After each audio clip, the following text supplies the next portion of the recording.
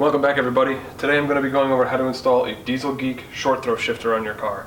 It's a really simple process and it makes a world of a difference. The Dieselgeek YouTube channel does have a great how-to, but the transmission is out of the car. So this one is to focus on doing it on a transmission that's in the car. A little different process, but still just as simple. So let me know if you have any questions. Thanks for watching. Let's cover what you'll need. First, your short throw shifter. If you went with Dieselgeek, they include all the hardware needed for installation. A 3/8 wrench for the installation of the new short throw, both 1/4 and 3/8 inch ratchets, extensions to make your job easier, a 13mm socket to remove the nut on the shifter tower, and a 4mm Allen driver to tighten down the new short throw. Begin by removing the OEM shifter cable ends. This is done by pulling back on the end where the spring is and turning it to lock it in place.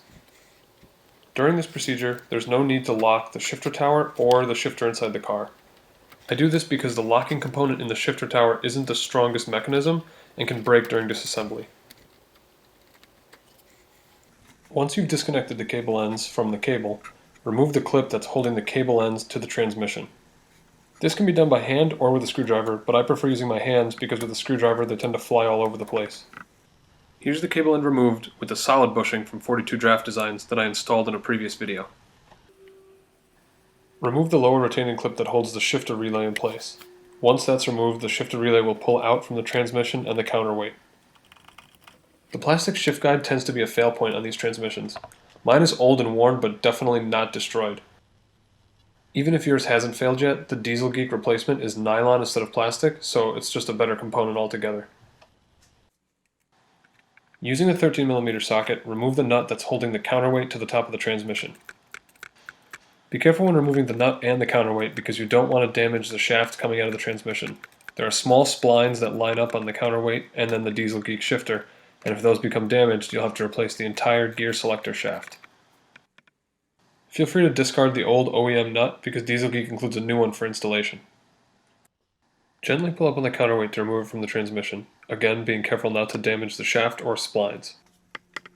There's a small bushing where the shifter relay mounts to the transmission. Dieselgeek supplies a new bushing, so remove the old one before installation. This black mark on the Dieselgeek shifter lines up with the two joined splines or teeth on the shaft coming out of the transmission. The best way to install it is to slide the shifter onto the cable end first, and then align the teeth on the shaft coming out of the transmission. The second one can be a bit trickier because you have to line up the shifter cable, the mount to the transmission, and the shifter guide. It is a tight fit, but everything will go together. You just have to wiggle it around and get it to fit. As you can see here, it did take me a minute, but once it fits together, it's solid. Once everything is snugly back together, you can reinstall the retaining clip onto the shifter relay. Using the new nut supplied to you by Dieselgeek, reinstall the nut on top of the shaft coming out of the transmission. Before tightening the cable ends down, you have to go inside the car and lock the shifter into place. Dieselgeek supplies a little pin that you can use, but a drill bit or anything solid that keeps the shifter from moving will do. Using the 3/8 wrench to hold the nut and the 4mm Allen driver, begin to tighten the cable end down. What you'll want to do here is tighten 2 nuts on each of the cable ends down, and then check your shifter to make sure that it reaches all the gears. Whether you have a 5 or 6 speed car, cycle through all the gears, including reverse, and make sure that everything engages smoothly. Once you've ensured there's no problems with your car shifting, go ahead and tighten down everything else. And with that, your install should be complete. I hope all of you enjoy your brand new shifter. Don't forget to subscribe if you enjoyed my videos.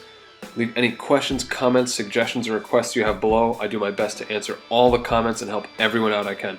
Thank you guys so much for watching.